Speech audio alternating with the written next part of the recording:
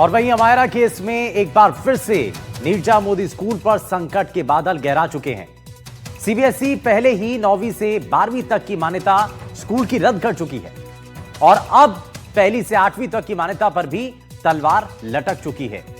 आपको याद हो कि इस पूरे मामले को लेकर एनडीटीवी राजस्थान लगातार मुहिम के तौर पर इस बेटी के साथ इंसाफ की मांग कर रहा था और इसको लेकर के हर पल हमने आपको वो तस्वीरें दिखाई। अब तक इस मामले को लेकर के क्या हुआ, कैसे हुआ और क्या कार्रवाई हुई है, जरा आगे आपको दिखाते हैं।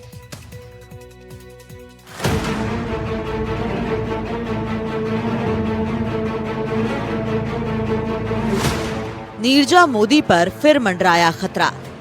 स्कूल की मान्यता पर बढ़ा खतरा। 8वीं तक की मान्यता भी हो सकती है रद्द। अब राज्य सरकार ले सकती है एक्शन। जयपुर का नीरजा मोदी स्कूल, जिसे प्रदेश के बड़े प्राइवेट स्कूलों में गिना जाता था, आज वही स्कूल मान्यता के संकट से जूझ रहा है। अमायरा सुसाइड केस के बाद से स्कूल पर कार्रवाई तेज हो गई है। सीबीएसई ने कक्षा 9 से 12 तक की मान्यता रद्द की। अब 1 से 8 तक भी खतरे में है। जांच रिपोर्ट में सुरक्षा खामियां सामने आई।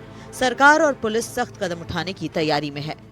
अमायरा केस के बाद सीबीएसई ने सख्त रुख अपनाया और सबसे पहले 9वीं से 12वीं तक की मान्यता रद्द कर दी। सीबीएसई का साफ कहना था कि नियमों का उल्लंघन किसी भी सूरत में बर्दाश्त नहीं किया जाएगा। गंभीर मामलों में छात्रों की सुरक्षा, अनुशासन और प्रक्रिया सबसे ऊपर है। अब चिंता की बात यह है कि सीबीएसई के बाद अब राज्य सरकार की नजर पहली से 8वीं तक की कक्षाओं पर भी है। अभिभावक राज्य सरकार और पुलिस से आगे की कार्रवाई की उम्मीद लगाए बैठे हैं। ये मामला स्कूल में हुई एक दुखद घटना से जुड़ा है, जहाँ छात्रों की सुरक्षा पर सवाल उठे हैं। दरअसल राजस्थान सरकार ने इस पूरे मामले की जांच के लिए शिक्षा विभाग की एक टीम बनाई थी। टीम ने अपनी रिपोर्ट सौंप दी है। रिपोर्ट में स्कूल भवन में बड़ी सुरक्षा कमियां सामने आई। पर्याप्त सीसीटीवी कैमरे नहीं थे और शिक्षकों और स्टाफ की लापरवाही भी प्रमुख कारण बताई गई। इन खुलासों के बाद शिक्षा विभाग ने आगे की कार्रवाई के लिए कमर कस ली है। राज्य शिक्षा विभाग, जो कक्षा 1 से 8 तक की मान्यता देखता है, उसने स्कूल को नोटिस भेजा है। स्कूल प्रबंधन को 6 जनवरी को विभाग के सामने हाजिर होकर अपना पक्ष रखना होगा। उसके बाद ही अंतिम फैसला होगा। सूत्र बताते हैं कि सरकार इस मामले में कोई ढील नहीं देगी और बड़ा प्रशासनिक कदम उठा सकती है। नीरजा मोदी स्कूल के खिलाफ लिए गए इस एक्शन के बाद अमायरा के परिजनों ने खुशी जताई है। अमायरा के मामा साहिल ने कहा कि हम सीबीएसई का आभार जताते हैं कि उन्होंने स्कूल पर कार्रवाई की। इस पूरे मामले में सीबीएसई ऐसा पहला संस्थान है जिसने कोई कार्रवाई की है। साथ ही उन्होंने कहा कि कक्षा 1 से 8 तक की मान्यता राजस्थान शिक्षा विभाग के अधीन आती है। जब कोई स्कूल 9 से 12 तक के बच्चों के लिए सुरक्षित नहीं है, तो वो स्कूल 1 से 8 तक के बच्चों के लिए भी सुरक्षित नहीं हो सकता। इसलिए अब तो शिक्षा विभाग को भी इस मामले में ठोस कार्रवाई करनी चाहिए। तो हम चाहेंगे कि Rajasthan education board, chief minister of Rajasthan and education minister of Rajasthan, आप लोग भी प्लीज इस पे एक्शन लीजिए और इस पे जल्द से जल्द एक्शन लीजिए। इधर सिंपल है, अगर स्कूल सेफ नहीं है 10th और 12th के लिए, तो किसी और के लिए सेफ नहीं हो सकता है, किसी और के लिए फिट नहीं हो सकता है। पुलिस से भी हमारी यही रिक्वेस्ट है कि नीरजा मोदी स्कूल, जहाँ पे आपको दिखा है ये सब गलत हुआ है, वहाँ के टीचर्स जिनके अगेंस्ट केस फाइल किया गया है, उनके अगेंस्ट कृपया एक्शन लीजिए और जल्द से जल्द लीजिए। अमायरा केस में सीबीएसई ने बड़ा एक्शन लिया है और स्कूल की मान्यता रद्द कर दी गई। इस फैसले से अभिभावक जो संघ के जो लोग हैं वो बहुत ज़्यादा खुश है और यहाँ पर आज पटाखे छुड़ाकर जश्न मनाया गया है। मैडम, इस फैसले को कैसे देखते हैं, क्योंकि परिवार को 2 महीने हो गए, आप लोगों को लंबा संघर्ष हो गया, कैंडल मार्च निकाला, 50 दिनों का संघर्ष। हम डे 1 से डे लास्ट तक हमेशा साथ रहेंगे पीड़ित परिवार के साथ। हम सब किसी न किसी पद में होते हैं, लेकिन हम सब कहीं ना कहीं अभिभावक हैं। मैं भी अभिभावक हूँ, आप भी अभिभावक हैं। और जो ये सब कुछ हुआ पूरे राजस्थान के साथ पूरे भारत ने भी देखा है। स्कूल की असंवेदनशीलता हमें प्रथम दिन से ही देखने को मिली। उन्होंने अपनी इकलौती बच्ची खोई है, जो उनका भविष्य थी, कल बन सकती थी, है ना। तो वो बच्ची उन्होंने खोई, बहुत बड़ी त्रासदी। उस त्रासदी की तो कोई भरपाई नहीं है। किस तरह के मापदंड सुरक्षा रहनी चाहिए? जी, मेरा नाम मानसी और मैं भी एक स्टूडेंट हूँ। अगर इतने बड़े स्कूल से शव बाहर आता है तो ये काफ़ी शर्मनाक है, और अगर इतनी फीस के बाद आप बच्चे को एक सिक्योरिटी नहीं दे पाते तो ये भी काफ़ी शर्मनाक है। वो बच्ची कहीं ना कहीं अपने टीचर से भी परेशान थी, और क्या बात है ये तो हम भी नहीं जानते, लेकिन कहीं ना कहीं स्कूल की गलती है और ये मान्यता रद्द हुई है सीबीएसई की, तो मैं इससे काफ़ी ज़्यादा सेटिस्फाइड हूँ। देखिए, अभी सीबीएसई ने मान्यता निरस्त की है, ये बहुत बड़ा फैसला है बच्चों की सुरक्षा को लेकर के। तो हम चाहते हैं कि देश भर की सभी स्कूलों के अंदर स्पेशली बुलिंग का ध्यान रखा जाए, नेशनल बिल्डिंग बायलॉज का ध्यान रखा जाए, ताकि बच्चों की जो सेफ्टी है वो उस पैरामीटर पे काम करे और पेरेंट्स जब बच्चों को स्कूल में भेजते हैं तो कम से कम उनके मन में सेटिस्फेक्शन रहेगी, हमारा बच्चा कम से कम सेफ तो रहेगा।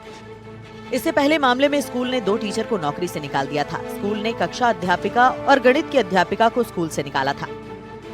साथ ही राजस्थान के शिक्षक विभाग ने 17 दिसंबर को स्कूल को नोटिस दिया था। इस नोटिस का जवाब स्कूल को 24 दिसंबर तक देना था। नोटिस में स्कूल की कई कमियां बताई गई थी। इनमें से सबसे बड़ी बात ये थी कि घटना के बाद वहां से थंबों को मिटाया गया और किसी भी मंजिल पर उपयुक्त सुरक्षा मानक नहीं थे। जांच रिपोर्ट में कई कमियां पाई गई थी। 3 नवंबर को 2 सदस्यीय समिति का गठन किया गया। स्कूल में कई सुरक्षा प्रावधानों की अनदेखी, छात्र आईडी कार्ड नहीं पहन रहे थे, सुरक्षा समिति नहीं बनाई गई थी। 500 से ज्यादा विद्यार्थी के लिए सीसीटीवी नाकाफी था। ऊपरी मंजिलों पर सुरक्षा जाल की कमी पाई गई। फ्लोर अटेंडेंस का अभाव और बच्चों की निगरानी में लापरवाही। अमायरा स्कूल में लगातार बुलिंग का शिकार हो रही थी। छात्रा ने पेरेंट्स से 1.5 साल में 3 से ज्यादा बार शिक्षकों और कोऑर्डिनेटर से बुलिंग की शिकायत की थी। हालांकि एंटी बुलिंग कमेटी ने पेरेंट्स की शिकायत पर कोई एक्शन नहीं लिया। रिपोर्ट के मुताबिक मौत से पहले आखिरी 45 मिनटों में अमायरा 5 बार क्लास टीचर से मदद मांगने गई थी, लेकिन टीचर ने उसकी बात नहीं सुनी। हमने रिप्रेजेंटेशन दिया था, उन्होंने नेग्लिजेंस में ही रजिस्टर किया था, लेकिन हमने रिप्रेजेंटेशन में लिखा था कि उन्होंने साक्ष्य मिटाए हैं, क्राइम सीन को धो दिया बाल्टियों से, और हमने अबेटमेंट टू सुसाइड वाला भी लगवाया है इन पे। और दूसरा, जो 10 दिन तक जो अमेरिका का बैग था वो स्कूल में रखा गया था। हमने ये सवाल ही पूछा था पुलिस से कि 10 दिन तक स्कूल में क्यों रखा गया, कहता नहीं हमने रखवाया था। तो ये इससे पता लगता है कि पुलिस अपने काम में देरी कर रही है, ढिलाई कर रही है, लापरवाही कर रही है कहीं ना कहीं। लेकिन फिर भी मेरा पुलिस से आग्रह है कि सीबीएसई की रिपोर्ट को तो आप देखिए और उसके बेस पे आप ये समझिए कि ये सेफ्टी को लेकर बहुत बड़ा लैप्स है इस स्कूल में और स्कूल प्रशासन द्वारा पूरा नेग्लिजेंस हुआ है, तो इसमें अबेटमेंट सुसाइड का केस दर्ज कराएं। मान्यता रद्द होने के बाद अब सबसे बड़ा सवाल उन पेरेंट्स के मन में उठ रहा है जिनके बच्चे इस स्कूल में पढ़ते हैं। उनका कहना है कि उनके बच्चों का अब क्या होगा। 1 नवंबर को अमायरा की जान जाने के बाद नीरजा मोदी स्कूल पर एक्शन की मांग परिजनों के साथ पेरेंट्स एसोसिएशन ने भी की। कई प्रदर्शन हुए, अमायरा को श्रद्धांजलि भी दी गई। इसके बाद सीबीएसई की टीम आई और सीबीएसई ने एक्शन ले लिया। नीरजा मोदी स्कूल की 9वीं से 12वीं क्लास तक की मान्यता रद्द कर दी गई है, लेकिन अब सारी निगाहें प्रदेश के शिक्षा विभाग की तरफ है। क्या शिक्षा मंत्री मदन दिलावर भी इस मामले में कोई बड़ा एक्शन लेने की सोच रखते हैं? सवाल ये कि अगर 1ली से 8वीं की मान्यता राजस्थान सरकार रद्द कर देती है तो यहाँ पढ़ने वाले उन बच्चों का क्या होगा? क्या इसके विकल्प के ऊपर भी शिक्षा विभाग कोई ध्यान देगा? सीबीएसई के बाद अब सबकी निगाहें राज्य सरकार के अगले फैसले पर टिकी हैं। क्या नीरजा मोदी स्कूल 1ली से 8वीं तक की मान्यता बचा पाएगा या फिर अमायरा केस एक और बड़ा फैसला लिखेगा? अमायरा केस ने नीरजा मोदी स्कूल की छवि और व्यवस्था दोनों को कटघरे में खड़ा कर दिया है। अब सवाल सिर्फ एक स्कूल का नहीं बल्कि उन बच्चों के भविष्य का है जो इस सिस्टम पर भरोसा करके यहाँ पढ़ रहे हैं। Bureau report, NDTV, Rajasthan.